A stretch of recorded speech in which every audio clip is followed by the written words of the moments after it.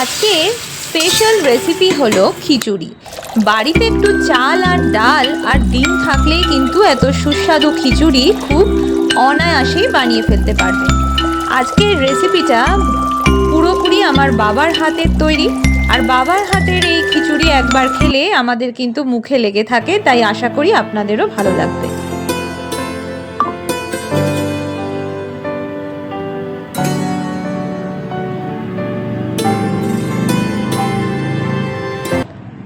প্রথমে কড়াইটা গরম করে নিতে হবে, তারপরে 100 গ্রাম মুগ ডাল দিয়ে দিচ্ছি।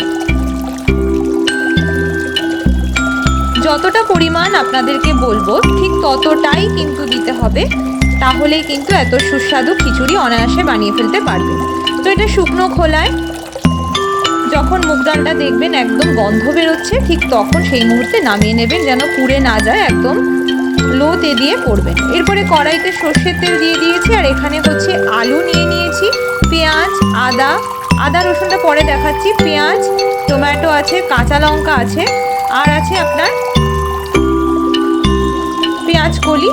তো প্রথমে কড়াইতে সর্ষের তেল দিয়েছি, দেওয়ার পরে তেলটা একটু গরম হয়ে যাওয়ার পরে ফুলকপিগুলো আর আলুগুলো দিয়ে দিয়েছি। ফুলকপি আর আলু দেওয়ার পরে এখানে সামান্য একটু নুন, আর তারপরে দিয়ে দেওয়া হয়েছে বিট আর গাজর। আপনি যেই সবজিটা ভালোবাসেন সেটা কম বেশি করতেই পারবেন, এটাতে কোনো রকম পরিমাণ আমি নির্ধারিত করে বলবো না, তবে পেঁয়াজটা একটা গোটা দিলে ভালো হয়, আর টমেটোটা একটা বড় সাইজের দিলে ভালো হয়। আর এখানে দিয়ে দিয়েছি পেঁয়াজ কলি, কাঁচা লঙ্কা, সমস্ত কিছু দিয়ে দেওয়া হলো। তারপরে ভালো করে এটা নাড়াচাড়া করতে হবে যতক্ষণ না একটা সুন্দর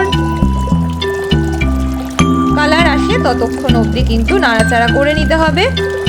নুন দিয়ে প্রথমে নাড়াচাড়া করে নেওয়ার পরে এখানে দিয়ে দেওয়া হলো ডিম। এখানে বাবা 2টো ডিম ইউজ করেছে, আর আমাদের বাড়িতে হচ্ছে আমরা 3 জনের জন্য যা যা সবজি বলছি এটা 3 জনের জন্য। এরপরে যদি মনে করেন যে আপনারা অনেক বেশি মেম্বার আছেন বা কম মেম্বার আছেন, তো সেই অনুযায়ী সবজি কম বেশি করতে পারেন। এরপরে আদা রসুন যে কোয়ান্টিটিটা আমি দেখিয়েছিলাম সেটাকে কিন্তু জল ছাড়া বাটবেন, কারণ এটা যত মুখে পড়বে তত কিন্তু ভালো লাগবে। শিলনোড়ায় বাটলে ছিঁচে দেবেন, মানে জল ছাড়া থেতো করে নেবেন, আর যদি মিক্সার গ্রাইন্ডারে দেন তবে জল ছাড়া দুবার ঘুরিয়ে নেবেন, ব্যাস হয়ে যাবে। এখানে দিয়ে দিলাম জিরে গুঁড়ো 1 চামচ, ধনে গুঁড়ো 1 চামচ, হলুদ গুঁড়ো 1 চামচ। নুন প্রথমেই দিয়েছি, এরপরে যদি নুনের প্রয়োজন হয় তাহলে দেবেন। তো এখানে আরেকটু নুন বাবা যোগ করে দিয়েছে। এরপরে সমস্ত মশলাগুলো একসাথে ভালো করে মিশিয়ে নিতে হবে। আর এখানে হচ্ছে মসুরির ডাল 100 গ্রাম, আর 100 গ্রাম চাল, যেটা আমরা বাড়িতে খাই, মানে সিদ্ধ চাল, সেই 100 গ্রাম। আর এখানে হচ্ছে মটরশুঁটি দেওয়া হয়েছে, 10-12টা মতো মটরশুঁটি এখানে ছাড়িয়ে দিয়ে দিয়েছি। ভালো করে ধুয়ে নেওয়া হলো। এরপরে ভাতের হাঁড়িতে জল বসিয়ে দিয়েছি, জলটা একটু গরম হবে, তারপরেই কিন্তু দিয়ে দেব ডাল আর চালটা। এরপরে দিয়ে দিলাম